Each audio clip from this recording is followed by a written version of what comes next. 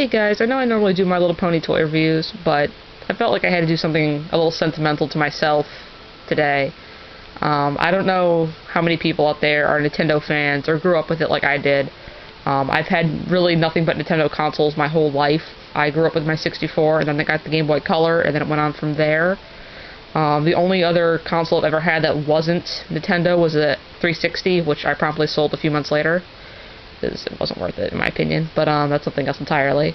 But this month is the last issue of Nintendo Power. Now, I had these when I was growing up, and they've been out since before I was even born.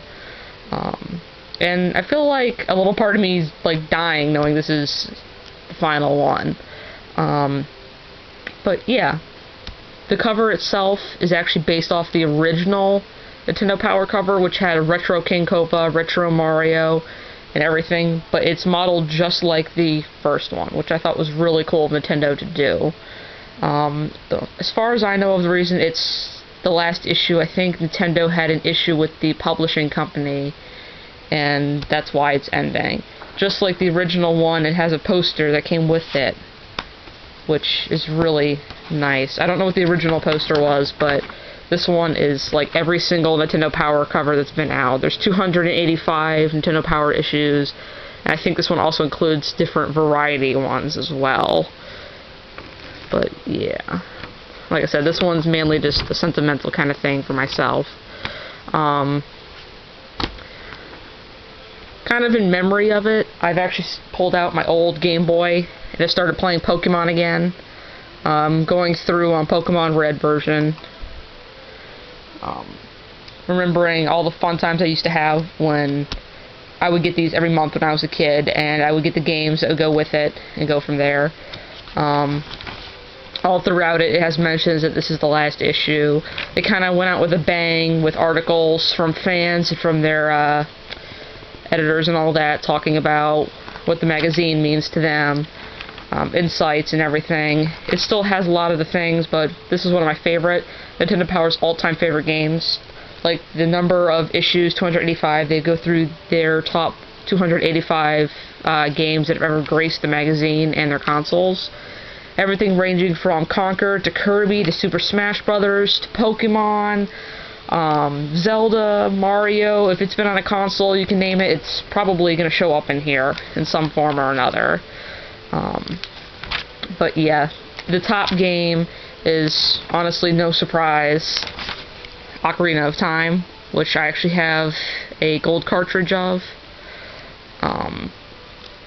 But yeah, it's greatest moments in Nintendo Power as well. Goes through all the magazines from the very beginning, everything big that's ever happened to the magazine and Nintendo as a company.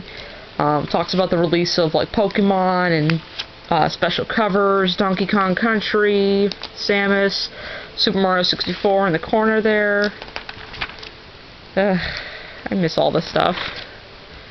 But yeah, like I said, it's the final one, so I mean, if you ever grew up with these as well, even if you weren't that big into it, I would at least grab the final issue. It was only $6. You can get it almost anywhere. I got this one at work. You get the nice poster with it. It's all sealed, which I have another one sealed up. It even goes through the reviews for the Wii U games, which I have a Wii U myself, and the console's freaking amazing. But it's nice to see, even with the last issue, they're still looking into the future of the company, not just reflecting on the past. But yeah, it's... I hate to know that the magazine's stopping. But yeah, it goes through everything. And finally, the last two pages are a comic, Nestor and Maxwell, scratched out to Max. And it's a comic about a dad and his son and the final issue of Nintendo Power and what it kind of means. It's a really sweet comic, and then game over, thanks for reading. But yeah. So, I ask you, pick up a copy if Nintendo Power ever meant anything to you. Like I said, it's not like Nintendo's going out of business or anything, but it's still a little piece of Nintendo that I'm going to miss personally myself. And heck, don't forget, just because we're looking to the future with the Xbox 360, the Kinect, the PS3, the Move, the Wii U, and all that, don't forget the retros as well. I mean, that's mainly what this magazine is all about. But, yeah, don't forget the classic stuff as well. Thanks.